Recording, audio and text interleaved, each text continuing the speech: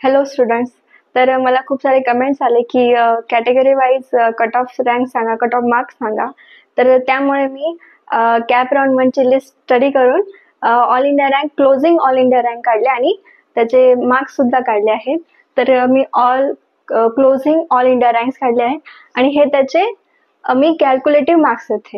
म्हणजे मी याच्यावरून हे मार्क्स ऑब्झर्व करून, म्हणजे या रँकवर इतके मार्क्स चा विद्यार्थी असणार आहे, तर ते हे आपले कॅल्क्युलेटिव्ह मार्क्स आहे.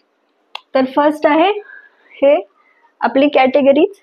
तर याच्यावर आपल्याला कॅप राऊंड 1चा जो क्लोजिंग रँक होता त्याच्यामध्ये फर्स्ट आहे ओपन कॅटेगरीचा क्लोजिंग ऑल इंडिया रँक 3,55,848.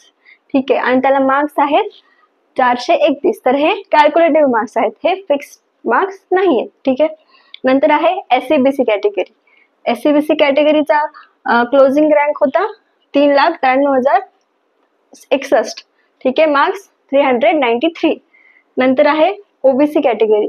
त्याचे क्लोजिंग रँक आहे 3,67,769 आणि त्याचे मार्क्स आहेत 419 मार्क्स. नंतर आहे VJ कॅटेगरी. VJ कॅटेगरीचे किती all India rank, closing rank 3,67,389. त्याचे marks 419 closing. Cut off NTB category.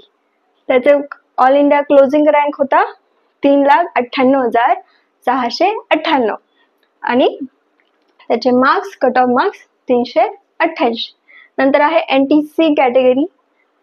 3,67,874 closing rank आणि टोटल मार्क्स 423. हा कट ऑफ मार्क आहे. म्हणजे सगळ्यात लास्टचं जे कॉलेज असणार आहे त्याचा रँक हा 3,67,874 रँकवाला स्टुडंट तिथे लागणार आहे. नंतर आहे NTD कॅटेगरी. 3,70,682 हे all India closing cut off आहे आणि त्याचे मार्क्स 416. नंतर आहे SC category. All India closing rank 3,84,516 आणि closing cut off 402 for SC category. नंतर आहे ST कॅटेगरी. क्लोजिंग रँक होता 5,97,279 आणि क्लोजिंग कट ऑफ मार्क्स 300. हे कॅल्क्युलेटिव्ह मार्क्स आहेत. ठीक आहे, आणि हे रिअल लिस्ट आहे. मी कॅप राऊंड 1ची लिस्ट काढली, त्याच्यातून हे क्लोजिंग ऑल इंडिया रँक काढले. आणि आता यावरून आपण एक्सपेक्टेड करू शकतो की कॅप राऊंड 2चा कट ऑफ कितीपर्यंत जाईल. तर कॅप राऊंड 2चा ऑल इंडिया रँकचा कट ऑफ हा मी इथे दिलेला आहे. तर ह्या एक्सपेक्टेड आहे. आपण जर ट्रेंड फॉलो केला तर आपल्याला हा एक्सपेक्टेड कट ऑफ रँक हा समजेल. तर एक्सपेक्टेड काय आहे की ओपन कॅटेगरीचा ऑल इंडिया रँक कुठपर्यंत जाऊ शकतो राऊंड 2 मध्ये 3,70,200 पर्यंत. नंतर आपला SCBC कॅटेगरीचा ऑल इंडिया रँक जाऊ शकतो 4,05,000 पर्यंत. नंतर OBC कॅटेगरीचा 3,95,600. नंतर VJ कॅटेगरीचा ऑल इंडिया रँक जाऊ शकतो 3,94,700. हा एक्सपेक्टेड कट ऑफ रँक आहे. ठीक आहे. नंतर आहे आपला NTB कॅटेगरीसाठी 4,03,000 ऑल इंडिया कट ऑफ जाऊ शकतो. नंतर आहे NTC साठी 3,75,000 हा all India rank cut off जाऊ शकतो.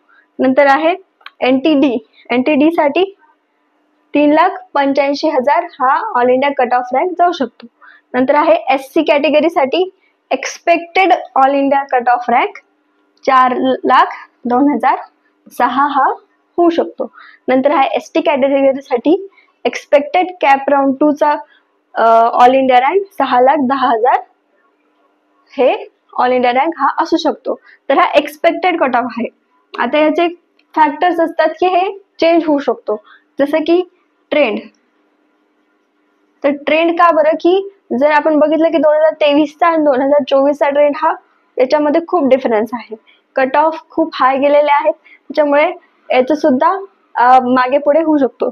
नंतर आहे कॅन्सलेशन किंवा रिटेन्शन. ठीक आहे. म्हणजे काय होऊ शकतं की एवढे जे सगळे स्टुडंट्स लागले, जे सगळ्यांना जे सीट मिळाल्या आहेत कॅटेगरीच्या, तर त्यामधले काही स्टुडंट आपलं BMS चं जे आहे तर ते सीट कॅन्सल करू शकतात. त्यांनी फक्त नॉमिनल एक ऍडमिशन म्हणजे लिस्ट टाकली असावी, किंवा त्यांना जर BMS करायचं नाही, त्यांना रिपीट करायचं असतं काही काहींना, त्याच्यामुळे ते सुद्धा कॅन्सल होऊ शकतं सीट.